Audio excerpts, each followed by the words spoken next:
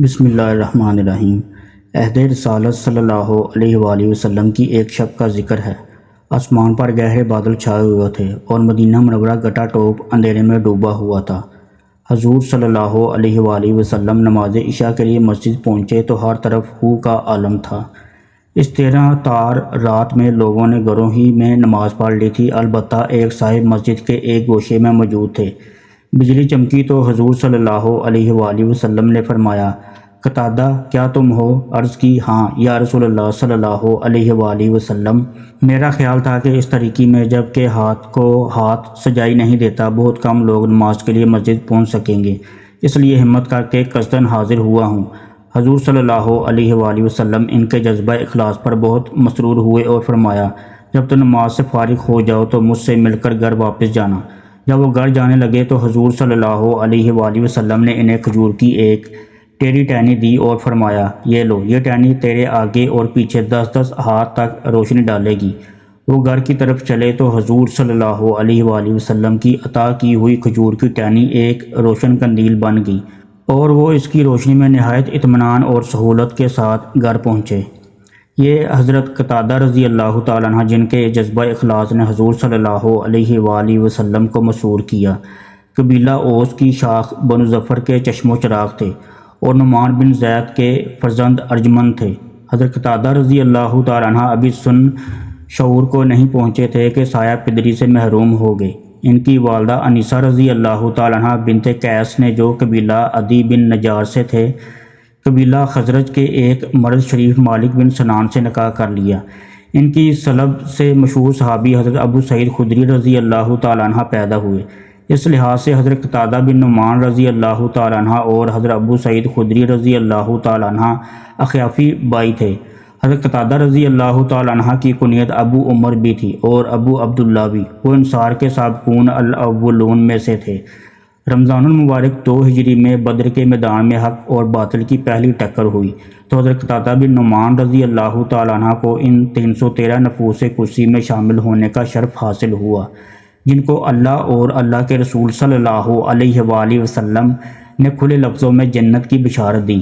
وہ شروع سے آخری تک میدان رزم میں داد شجاعت دیتے رہے۔ اگلے سال شوال 3 ہجری میں حضرت قتادہ رضی اللہ تعالیٰ عنہ غزوہ احد میں بھی بڑے جوش اور جذبے کے ساتھ شریک ہوئے۔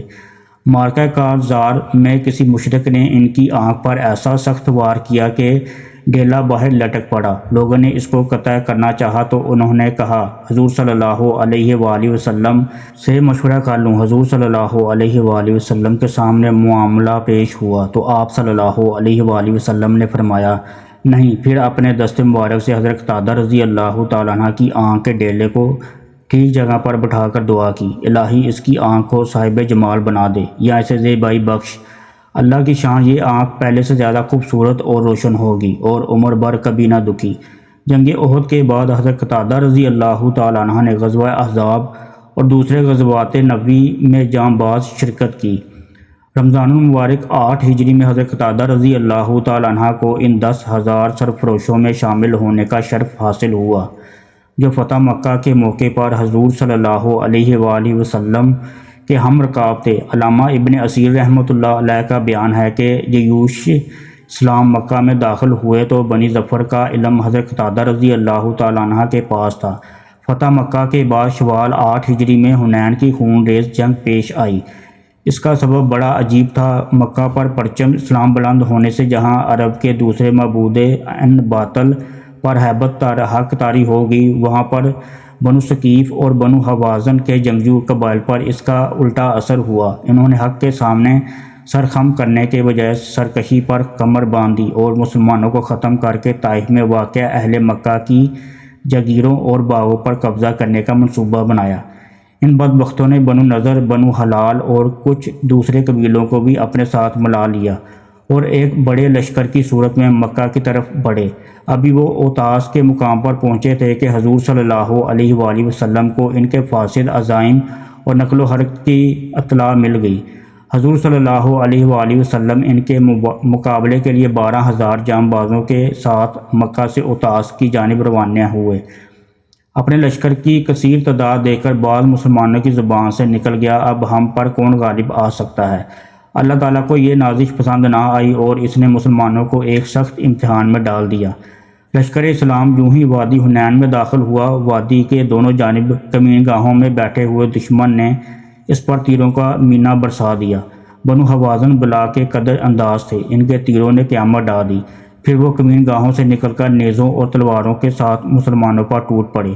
ہر اول دستوں میں زیادہ تعداد مکہ کے نومسلموں کی تھی، وہ سراسیمہ ہو کر پیچھے کی طرف بھاگے اور دوسرے مسلمانوں میں بھی انتشار پھیل گیا۔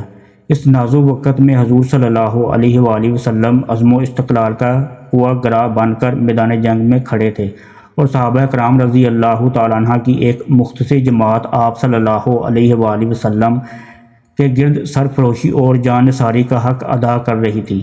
اہل سیر نے صراحت کے ساتھ لکھا کہ اس ثابت قدم جماعت میں حضرت قتادہ بن نعمان رضی اللہ تعالیٰ عنہ بھی تھے۔ اس افراتفری کے عالم میں حضور صلی اللہ علیہ وآلہ وسلم بڑے جوش کے ساتھ یہ رجز پڑھ رہے تھے: میں نبی ہوں جس میں کوئی جھوٹ نہیں، اور میں عبد المطلب کا بیٹا ہوں۔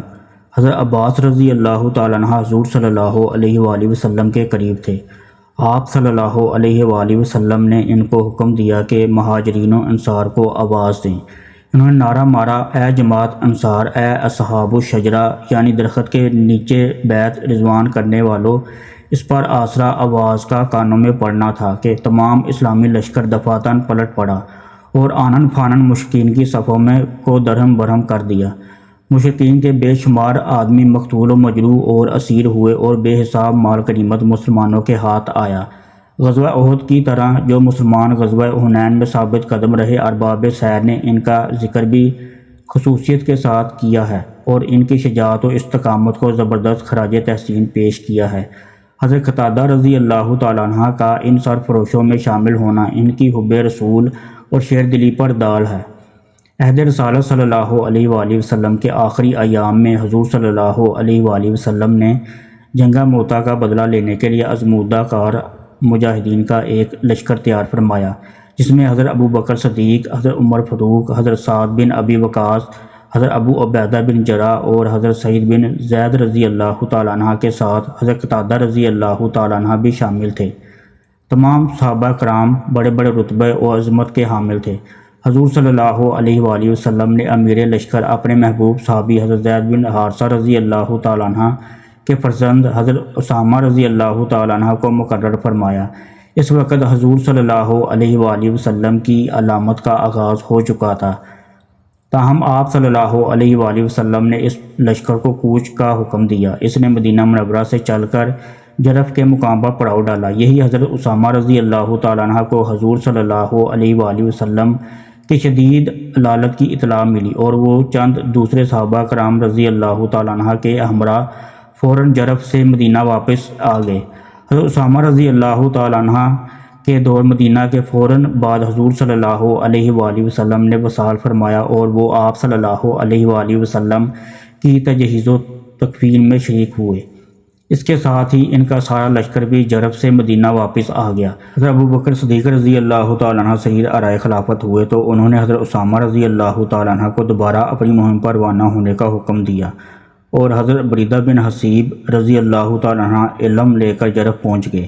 اسی اثنا میں سارے عرب میں فتنہ ارتاد کی آگ برق اٹھی۔ بعض لوگوں نے حضرت ابو بکر صدیق رضی اللہ تعالیٰ عنہ کو مشورہ دیا کہ ملک کے نازک حالات کے پیش نظر یہ مہم ملتوی کر دیجیے۔ عزم و ثبات کے اس پیکر عظیم نے فرمایا: ہرگز نہیں، خواہ مجھے پرندے نوچ کر یا درندے پھاڑ کر کھا جائیں، میں اس مہم کو نہیں روکوں گا، جس کو خود رسول اللہ صلی اللہ علیہ وآلہ وسلم نے روانہ فرمایا تھا۔ چنانچہ حضرت اسامہ بن زید رضی اللہ تعالیٰ عنہ 700 صحابہ کرام کی میت میں اپنے منزل مقصود پہنچے اور دشمن کو عبرتناک شکست دے کر جنگہ موتا کا بدلہ لے لیا۔ اس مہم میں حضرت قتادہ رضی اللہ تعالیٰ عنہ بھی حضرت اسامہ رضی اللہ تعالیٰ عنہ کے ساتھ تھے۔ جیسے اسامہ رضی اللہ تعالیٰ عنہ نے مظفر و منصور ہو کر مدینہ منورہ کو مراجعت کی تو حضرت ابو بکر صدیق رضی اللہ تعالیٰ عنہ بہت مسرور ہوئے اور مہاجرین و انصار کو ساتھ لے کر مدینہ سے باہر اس کا استقبال کیا۔ حضور صلی اللہ علیہ وآلہ وسلم کی رحلت کے بعد حضرت قتادہ رضی اللہ تعالیٰ عنہ 11-12 برس حیات رہے، لیکن کتب سیر میں ان کی زندگی کے اس دور کے بارے میں کوئی تفصیل نہیں ملتی۔ علامہ ابن سعد رحمۃ اللہ علیہ کاتم واقعی کے بیان کے مطابق حضرت قتادہ رضی اللہ تعالیٰ عنہ نے خلافت فاروقی کے آخری سال 23 ہجری میں وفات پائی۔ امیر المومنین حضرت عمر فاروق رضی اللہ تعالیٰ عنہ نے نماز جنازہ پڑھائی۔ ان کی جلالت قدر کا اندازہ اس بات سے کیا جا سکتا ہے کہ خود خلیفہ عرب و عجم حضرت عمر فاروق رضی اللہ تعالیٰ عنہ، حضرت ابو سعید خدری رضی اللہ تعالیٰ عنہ اور حضرت محمد بن مسلمہ انصاری رضی اللہ تعالیٰ عنہ جیسے اکابر امت نے انہیں آغوش لحد میں اتارا۔ وفات کے بعد وقت 65 برس کے تھے۔ اللہ تعالیٰ کی ان پر بے شمار رحمتیں نازل ہوں، آمین یا رب العالمین۔